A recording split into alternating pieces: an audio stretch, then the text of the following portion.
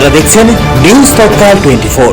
নমস্কার, নিউজ তৎকাল 24-এ আপনাদের স্বাগত। আপনাদের সাথে আমি পশ্মি। দেখে নিন আজকের সংবাদ শিরোনাম। আত্মনির্ভর বার্তায় বিশ্রামগঞ্জ শুরু 3 দিনের জেলাভিত্তিক সরস মেলা। কর্মজীবী মহিলাদের নিরাপদ আশ্রয়ে বিলোনিয়া অস্থায়ী সখী নিবাসের সূচনা। ঝুঁকির মুখে ঐতিহ্যবাহী সাবরুম উচ্চতর মাধ্যমিক বিদ্যালয়ে অবহেলায় আতঙ্কিত শিক্ষক শিক্ষার্থী অভিভাবকরা। তেলিয়ামুড়া অবৈধ জুয়ার আসরে হানা, 3 জন আটক ও নগদ টাকাসহ সামগ্রী জব্দ। বিশ্রামগঞ্জ নগর পঞ্চায়েতের সীমানা নির্ধারণের শুরু জয়েন্ট ডিমার্কেশন। ডাকবাংলাতে রুদ্ধতার বৈঠক।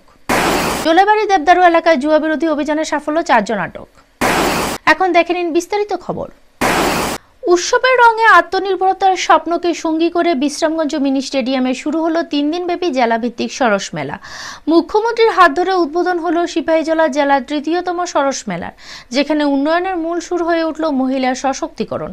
উদ্বোধনী ভাষণে মুখ্যমন্ত্রী বলেন, যতদিন পর্যন্ত মহিলাদের প্রকৃত অর্থে সশক্তিকরণ সম্ভব না হবে, ততদিন রাজ্যে কিংবা দেশে সার্বিক উন্নয়ন সম্পূর্ণতা পাবে না। তিনি দেশের প্রধানমন্ত্রী নরেন্দ্র মোদীর ভোকাল ফর লোকাল আহ্বানের কথা উল্লেখ করে বলেন, সে দিশা অনুসরণ করে রাজ্যের সরকার স্বসহায়ক দলের মহিলাদের বিভিন্ন প্রশিক্ষণের মাধ্যমে দক্ষ করে তুলছে। এর ফলে তারা এখন গুণমানসম্পন্ন পণ্য উৎপাদনে সক্ষম হচ্ছে। মুখ্যমন্ত্রী আরও জানান, বর্তমানে ত্রিপুরার স্বসহায়ক দলের মহিলাদের উৎপাদিত পণ্যের চাহিদা শুধু রাজ্যের মধ্যে নয়, বহিরাজ্য থেকেও ক্রমশ বাড়ছে। এর মাধ্যমে রাজ্যের অর্থনৈতিক উন্নয়নের গতি পাচ্ছে। তিনি বলেন, রাজ্যের 1,18,000 লাখপতি দিদি তৈরির যে লক্ষ্য নির্ধারণ করা হয়েছে তা প্রায় 95% ইতিমধ্যে সম্পূর্ণ হয়েছে। পাশাপাশি এবারের কেন্দ্রীয় বাজেটেও স্বসহায়ক দলের মহিলাদের স্বার্থে সীমাট নির্মাণের সংস্থান রাখা হয়েছে বলে তিনি উল্লেখ করেন। অনুষ্ঠানে উপস্থিত ছিলেন সিপাহীজলা জেলা পরিষদের সভাপতি সুপ্রিয়া দাস দত্ত, বিধায়ক অন্তরা সরকার দেব, এমডিসি পদ্মলোচন ত্রিপুরা, জেলা শাসক doctor Siddharth Shiv Jaswal, police super Bijay Debbarma সহ অন্যান্য বিশিষ্টজনেরা। 3 দিনব্যাপী এই সরস মেলায় জেলার বিভিন্ন স্বসহায়ক দলের মহিলারা তাদের উৎপাদিত পণ্য সামগ্রী নিয়ে স্টল খুলছেন। পাশাপাশি রাজ্য ও বহিরাজ্যের শিল্পীরাও প্রতিদিন সন্ধ্যায় সাংস্কৃতিক উপস্থাপনা মেলাকে আরো প্রাণবন্ত করে তুলবে। ভিডিও রিপোর্ট, নিউজ তৎকাল 24। একটা মিলেরও একটা বিষয় আছে, এটা মেলা। সেই মেলার মধ্যে আমরা একে অপরকে জানবো। আমরা স্থানীয় যারা আছেন, স্থানীয় যারা উদ্যোগীরা আছেন, তাদের দেশীয় যে পণ্য, তার মধ্যে একটা হেলদি কম্পিটিশনও কিন্তু শুরু হবে। এবং এই আত্মনির্ভর ভারত গড়ার লক্ষ্যে আমরা সবাই মিলে আমরা কাজ করব। এবং আমি মনে করি যে এই ধরনের যে মেলা খুব তার গুরুত্ব রয়েছে এবং সমস্ত ডিস্ট্রিক্টেও হচ্ছে, শুধু সিপাহীজলা না, অন্যান্য ডিস্ট্রিক্টেও সেটা হচ্ছে। স্বসহায়ক গোষ্ঠী যারা আছেন, তাদের হস্তকারু শিল্পী এবং ক্ষুদ্র উদ্যোগপতি, স্টার্ট আপ এবং নিজস্ব উৎপাদন কারিগর তাদের পণ্য সামগ্রীর মধ্যে আরও বেশি মডার্নাইজ এবং যাতে তাদের ফিনিশ প্রোডাক্টগুলো আরও বেটার হয়, সেই যে চিন্তা ভাবনা, এই মেলার থেকে তারা কিন্তু আরও বেশি ইন্সপিরেশন নিয়ে আগামী দিন আরও বেশি কাজ করবে। এই যে বড় হওয়ার সাথে সাথে গ্রাউন্ডিং পর্যন্ত হয়ে গেছে প্রায় 60%। কাজে শুধু কথাই নয়, কাজের মাধ্যমেও আমরা সেই কাজটা করছি। এবং আমরা কেন ডিপেন্ডেন্ট থাকবো অন্য রাজ্যের উপর বা অন্য দেশে? মাননীয় প্রধানমন্ত্রীজি এর জন্য জোর দিচ্ছেন।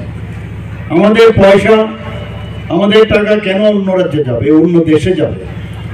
তো যতক্ষণ আজকে আমরা নিজেদের জিনিসপত্র, আমরা ইন্ডিজিনাস প্রোডাক্টস যদি আমরা না তৈরি করতে পারি, আমরা যদি স্বাবলম্বন হতে না পারি, তাহলে আমরা সবসময় এটা গণেশ মূর্তি তৈরি করতে গেলেও আমরা দেখেছি গণেশ পুজো আমরা করি, গণেশ আইডল আমরা চাইনার থেকে আনতাম, বিভিন্ন পুতুল আমরা চাইনার থেকে আনতাম।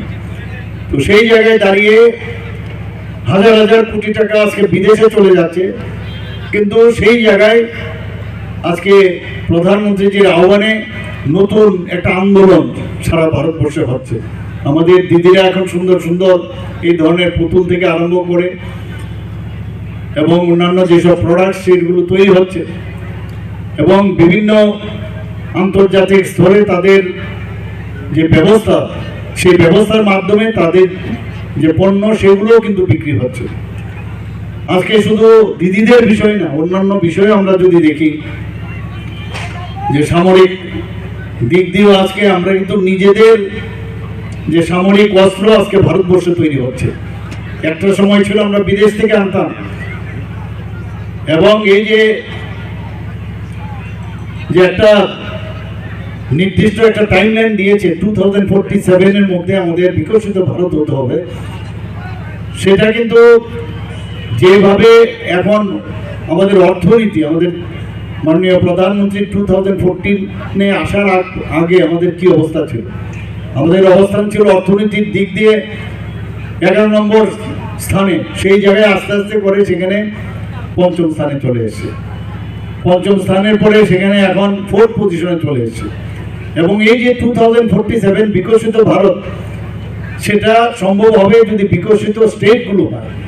ত্রিপুরায় যে আমরা বিকশিত ত্রিপুরা, আমরা 5th পজিশনে রয়েছি, আমরা সাবমিশন করেছি, আমাদেরও যে টার্গেট রয়েছে, এবং সেই হিসাবে আপনারা দেখেছেন সর্বভারতীয় বিভিন্ন পত্রপত্রিকায় ত্রিপুরার সম্পর্কে বিভিন্ন খবর ছেপেছে সেখানে, যে ওনারা এই যে 30+ ট্রিলিয়নের যে স্বপ্ন আমাদের মাননীয় প্রধানমন্ত্রীজি যে টার্গেট রেখেছে, তার মধ্যে আমরাও কত অংশীদারিত্বের যে আমরা অঙ্গীকার করেছি সেটা কিন্তু পরিস্ফুটিত হয়েছে।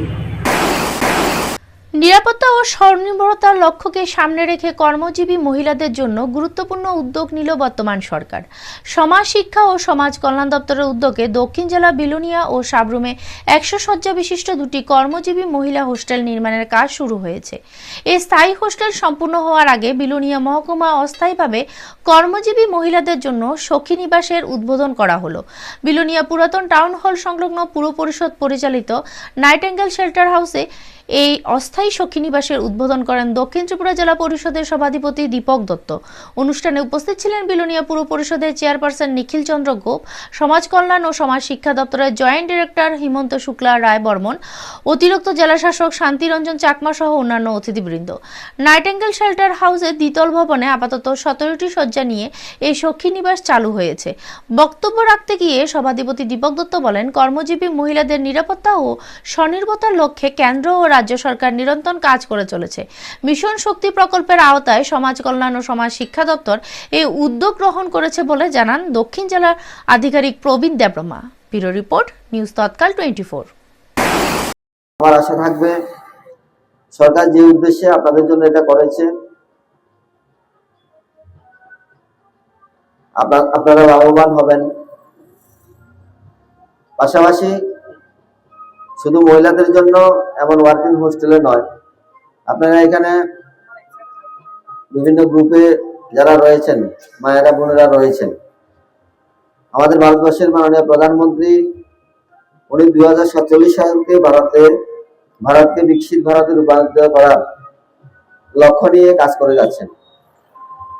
2047 সালে ভারতকে বিকশিত ভারত করতে গেলে আমাদের প্রথমেই যেটা করা দরকার, উনি যেটা বুঝতে পেরেছেন, যেটা উপলব্ধি করতে পেরেছেন, যে আমাদের ভারতবর্ষের নারীদের স্বাবলম্বন করতে হবে, মহিলাদের স্বাবলম্বন করতে হবে।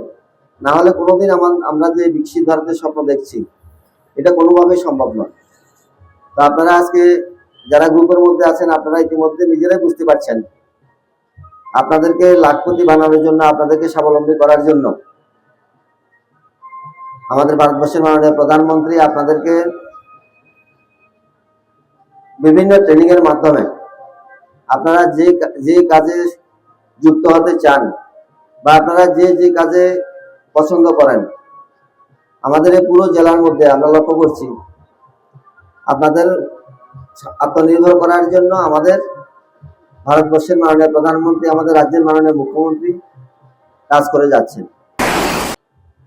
এই ওয়ার্কিং ওমেন হোস্টেল বানানোর জন্য আমাদের সরকারের প্রতিটি হোস্টেলের জন্য 11,40,00,000 টাকা ব্যয় করছে সরকার। উদ্দেশ্য হলো যারা আমাদের মায়েরা বোনেরা রয়েছেন, স্বল্প বেতনে বাড়ি থেকে দূরে যারা চাকরি করছেন, বা আমাদের যারা কলেজে পড়া মেয়েরা রয়েছেন, তারা যাতে কম পয়সায় এখানে থাকতে পারে, এই উদ্দেশ্যে আমাদের সরকার এই ব্যবস্থা করেছেন। শিক্ষার আলো ছড়ানো যে প্রতিষ্ঠান একসময় সাবরুমের গর্ব ছিল, আজ সেই ঐতিহ্যবাহী বিদ্যালয়ে দাঁড়িয়ে রয়েছে চরম ঝুঁকির মুখে। দীর্ঘদিন ধরে শিক্ষাক্ষেত্রে গুরুত্বপূর্ণ ভূমিকা পালন করে আসা সাবরুম উচ্চতর মাধ্যমিক বিদ্যালয় বর্তমানে অবহেলার ভারে নুয়ে পড়ছে। দুঃখজনক হলেও সত্য, এখনো পর্যন্ত সংশ্লিষ্ট দপ্তর কিংবা কোনো সরকারের কার্যকর দৃষ্টি এই গুরুতর সমস্যার দিকে পড়েনি। স্থানীয় সূত্রে জানা গেছে, বিদ্যালয়ে একাধিক শ্রেণীকক্ষের অবস্থান অত্যন্ত জরাজীর্ণ, দেওয়ালে বড় বড় ফাটল, ছাদের অংশ খসে পড়ার আশঙ্কা। সব মিলিয়ে প্রতিটি কক্ষ যেন বিপদের বার্তা দিচ্ছে।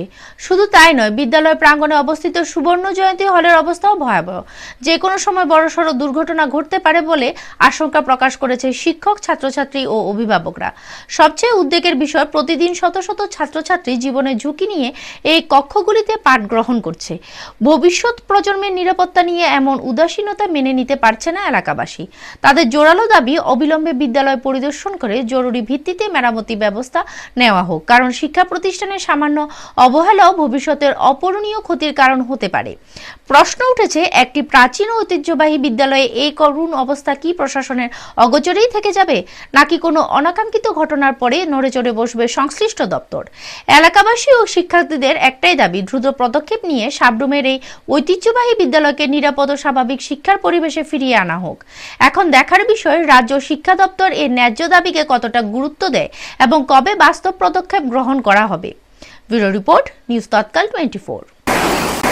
তেলিয়ামুড়া থানা এলাকার অন্তর্গত পৃথক পৃথক 3টি স্থানে চলছে অবৈধ জুয়ার আসর। গোপন সূত্রে খবর পেয়ে তেলিয়ামুড়া থানার পুলিশ ও মহকুমার সাংবাদিকদের যৌথ উদ্যোগে বৃহস্পতিবার হানা দেওয়া হয় এইসব জায়গায়। অভিযান চালানো হয় তুইমধু এলাকার 2টি স্থানে এবং রাঙ্কল এলাকার আরও 1টি স্থানে। অভিযান চলাকালীন পুলিশ জুয়ার কাজে ব্যবহৃত জান্ডি মোটর বোট, বাকেট সহ অন্যান্য সামগ্রী জব্দ করে। পাশাপাশি নগদ 11,000 টাকা উদ্ধার করা হয় বলে জানা গেছে। এই অভিযানে ঘটনাস্থল থেকে 3 জনকে আটক করা হয়েছে। পুলিশ সূত্রে খবর, আটক ব্যক্তিদের বিরুদ্ধে জুয়া সংক্রান্ত আইনে মামলা রুজু করা হয়েছে। এলাকার দীর্ঘদিন ধরে এইসব স্থানে অবৈধভাবে জুয়া চলছিল বলে অভিযোগ ছিল, যার পরিপ্রেক্ষিতে এই অভিযান চালানো হয়। এই যৌথ অভিযানে তেলিয়ামুড়া থানা পুলিশ ও সাংবাদিকদের সক্রিয় ভূমিকা এলাকাবাসীর মধ্যে স্বস্তির বাতাবরণ তৈরি হয়েছে। সাধারণ মানুষ আশা প্রকাশ করছেন, এই ধরনের অভিযান অব্যাহত থাকলে সমাজ থেকে অবৈধ জুয়ার মতো অপকর্ম অনেকটাই নিয়ন্ত্রণে আসবে। ব্যুরো রিপোর্ট, নিউজ তৎকাল 24। ছিল রাঙ্কলপাড়ার কাছে সাধুকালতরিপাড়া, ওখানে আমাদের বড় দুটো জান্ডামুন্ডা বোর্ড উইথ ডাব্বা ধরা হয় এবং ওখানে টোটাল 11,000 টাকা সিজ করা হয় এবং 3 জনের কাছ থেকে। এরপরে তুইমধুতে আমাদের ইনফরমেশন ছিল, তো তুইমধুতে গিয়ে রেড করা হয়। ওখানে রেড করার পর ওখানে জান্ডামুন্ডার ডাব্বা পাওয়া যায়, কিন্তু ওখান থেকে ভেঙে চলে যায়। পরবর্তী সময়ে আবার দ্বিতীয়বার পুলিশ এবং সাংবাদিক বন্ধুরা সবাই মিলেও আবার ওই জায়গাতে করা হয়। ওখান থেকে সাংবাদিক বন্ধুদের সহযোগিতা আরেকটি ছোট্ট ডাব্বা এবং গ্যাম্বলিং আর্টিকেল যে ওগুলো উদ্ধার করা হয়। এখন পর্যন্ত 3 জনকে ডিটেইন করা হয়েছে এবং এদের বিরুদ্ধে প্রসিকিউশন দেওয়া হবে এবং ওদের যে সিজড 11,000 প্লাস টোটাল ঝান্ডিমুন্ডা ডাব্বা 4টে প্লাস বোর্ড 2টো বোর্ড, এগুলো আমরা সিজ করি। নগর প্রশাসনের মানচিত্রে বড়সড় পরিবর্তনের ইঙ্গিত। বিশ্রামগঞ্জ নগর পঞ্চায়েতের সীমানা নির্ধারণকে ঘিরে আজ থেকে শুরু হচ্ছে বহু প্রতীক্ষিত জয়েন্ট ডিমার্কেশনের প্রক্রিয়া। এই গুরুত্বপূর্ণ প্রক্রিয়াকে সামনে রেখে বিশ্রামগঞ্জ ডাক বাংলাতে চলছে এক রুদ্ধদ্বার ও উচ্চ পর্যায়ের বৈঠক। এই বৈঠকে উপস্থিত ছিলেন ত্রিপুরা দলের সুপ্রিমো প্রদ্যুৎ কিশোর দেববর্মা, বিশালগড় মহকুমার শাসক রিঙ্কি সাহা, বিশালগড়ের ডিসিএম চরিলামের বিধায়ক এমডিসি এবং টিটিএডিসির principal officer of land record settlement সহ আরও অনেকে। নগর পঞ্চায়েতের ভবিষ্যৎ প্রশাসনিক কাঠামো ও সীমানা নির্ধারণে এই বৈঠকের অত্যন্ত তাৎপর্য বলে মনে করা হচ্ছে। আলোচনা ও সিদ্ধান্তের দিকে এখন তাকিয়ে রয়েছে গোটা Bishramganj. Bureau report, news Tatkal 24। What is the discussion that has been? We have met the SDM and the relevant authorities here, and we have made it very clear that we will not allow ADC land to be encroached in the name of Nagar Panchayat. And what we have seen is that the SDM and the district administration has no map. They're taking natural boundaries as a map, and they are taking the Nagar Panchayat election as the final authority. Holding elections in an ADC area does not constitute that 6th scheduled area can be given away just like that. अभी क्या मतलब वो area हमको court जाना पड़ेगा, हमारे लोगों को कोर्ट जाना पड़ेगा। हम इलीगली एडीसी नगर पंचायत को लेना नहीं चाहता है और हम इलीगली एडीसी को भी 1 इंच भी जगह नहीं देंगे जो इलीगली अगर नगर पंचायत हमें लेना चाहे। मैं चाहता हूं कि अपना बाउंड्रीज का हम सम्मान करें, नगर पंचायत में रहे। मैं नगर पंचायत के खिलाफ नहीं हूं और वैसे ही नगर पंचायत को भी और डिस्ट्रिक्ट एडमिनिस्ट्रेशन को भी एडीसी का सम्मान करना चाहिए। এটাই সিদ্ধান্ত হয় যে আমরা directorate of settlement land records ওনাদের থেকে একটা ফাইনাল ম্যাপ আনাবো, যেটা এডিসি নন এডিসি দুটোকেই ক্লিয়ারলি ডিফাইন করে দেখাবে। সেই ম্যাপ অনুযায়ী আমাদের ডিমার্কেশন হবে। তাহলে আজকে জয়েন্ট ডিমার্কেশন হয়নি? আজকে হয়নি, আফটার আমরা ওই ম্যাপটা আনার পরে তখন সিদ্ধান্ত হবে জয়েন্ট ডিমার্কেশন। এখানে কি কোনো কনফিউশন আছে ল্যান্ড নিয়ে? এডিসির জায়গা কি ঢুকে গিয়েছে? আমরা শিওর যে আমরা কোনো এডিসির জায়গা নিইনি, কারণ আমরা 3টে পঞ্চায়েত নিয়ে আমাদের নতুন নগর পঞ্চায়েত গড়েছি। সেটা হচ্ছে বটজলা পঞ্চায়েত, চেস্টিমাই পঞ্চায়েত আর বিশ্রামগঞ্জ পঞ্চায়েত। এই 3টাই 100% পঞ্চায়েত এরিয়া, আর এডিসি এরিয়ার কোনো অংশই মানে আমরা ঢুকাইনি। তবুও ওনাদের যেহেতু একটা ডিমান্ড যে ওনাদের কিছু কমপ্লেইন আছে কিছু এরিয়া নিয়ে, তো সেই অনুযায়ী আমরা ডাইরেক্টরেট অফ ল্যান্ড রেকর্ডস যারা কাস্টোডিয়ান ম্যাপের ওনাদের থেকে একটা ম্যাপ চাইবো। ওই ম্যাপ অনুযায়ী ওনাদের যদি কোনো কমপ্লেইন থাকে সেটা আমরা ইনকোয়ারি করবো। ম্যাপ আনার পর আমরা করবো। জলাইবাড়ি থানার অন্তর্গত দেবদারু এলাকায় জুয়া বিরোধী অভিযানে উল্লেখযোগ্য সাফল্য পেল দেবদারু ফাঁড়ি থানার পুলিশ। যখন কেন্দ্র সরকার অনলাইন জুয়া রুখতে কড়া অবস্থান নিচ্ছে, ঠিক সেই সময় সমাজে কিছু অসাধু চক্র গোপনে জুয়ার আসর বসিয়ে চলছে। সেই বেআইনি কর্মকাণ্ডে লাগাম টানতে সক্রিয় ভূমিকা নিতে দেখা গেল দেবদারু ফাঁড়ি থানার ওসি বকুলজয় রিয়াংকে।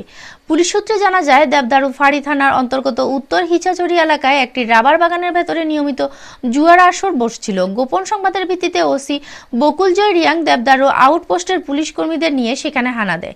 অভিযানে নগদ 5,000 টাকা, জুয়ার বিভিন্ন সামগ্রী বাজেয়াপ্ত করা হয় এবং ঘটনাস্থল থেকে 4 জনকে আটক করা হয়। আটক ব্যক্তিরা হলেন উগ্রজয় মক, রাফরু মক, রাজু মক ও অমিত মক। তাদের বিরুদ্ধে লিখিত মামলা রুজু করা হয়েছে বলে জানান ওসি বকুলজয় রিয়াং। দেবদারু ফাঁড়ি পুলিশের এই সাহসী ও দৃষ্টান্তমূলক অভিযানে এলাকার সর্বস্তরের মানুষ সাধুবাদ জানিয়েছেন। পুলিশ সূত্রে আরও জানানো হয়েছে, দেবদারু ফাঁড়ি থানার এলাকার জুয়া ও অন্যান্য অসামাজিক কার্যকলাপ বন্ধে এই ধরনের অভিযান আগামী দিনে অব্যাহত থাকবে। ব্যুরো রিপোর্ট, নিউজ তৎকাল 24। স্যার, আমরা শুনেছি আজকে আপনারা একটি জুয়ার অভিযান করেছেন। এই জুয়ার অভিযানে স্যার আপনারা কতজনকে অ্যারেস্ট করেছেন এবং কি কি স্যার সিজ করেছেন? আজকে আমাদের কাছে একটা গোপন খবর আছে সন্ধ্যার দিকে যে উত্তর ইচ্ছাছড়া এডিসি ভিলেজের আন্ডারে রবার বাগানের মধ্যে জুয়া চলছে। তো আমরা খবর পেয়ে আমাদের স্টাফ সহ গিয়ে দেখি 4 জনকে আমরা স্পটে অ্যারেস্ট করি এবং তাদের সঙ্গে 2500 টাকা স্পটে আমরা পাই তাদের পজিশনে, এবং সঙ্গে 2 বান্ডেল প্লে কার্ড এবং 2টি টর্চ লাইট। তারা টর্চ লাইটের সাহায্যে রবার বাগানের মধ্যে খেলছিল। তাদের নামগুলি কি কি স্যার? তাদের নাম উগিয়া মক, রাফরু মক, অমিত মক এবং রাজু মক। তাদের সবার বাড়ি উত্তর ইচ্ছাছড়া, বাইখুড়া থানার আন্ডার। আগামী দিনে স্যার আপনারা এই অভিযান নিয়ে কি কি উদ্যোগ থাকবে স্যার? আমাদের কাছে প্রায় খবর আছে বিভিন্ন এলাকাতে জুয়া খেলা হয়। তো ওই মোতাবেক আমরা বিভিন্ন জায়গাতে আমাদের জুয়ার অভিযান চলবে। দেবদারু আন্ডারে যত সম্ভব যাতে আমরা জুয়া ফ্রি রাখতে পারি, সেটাই আমাদের প্রচেষ্টা থাকবে। এখনকার মতো সংবাদ এই পর্যন্ত। পরবর্তী সংবাদ দেখার জন্য চোখ রাখুন নিউজ তৎকাল 24 এর পর্দায়। আপনারা দেখছেন নিউজ তৎকাল 24।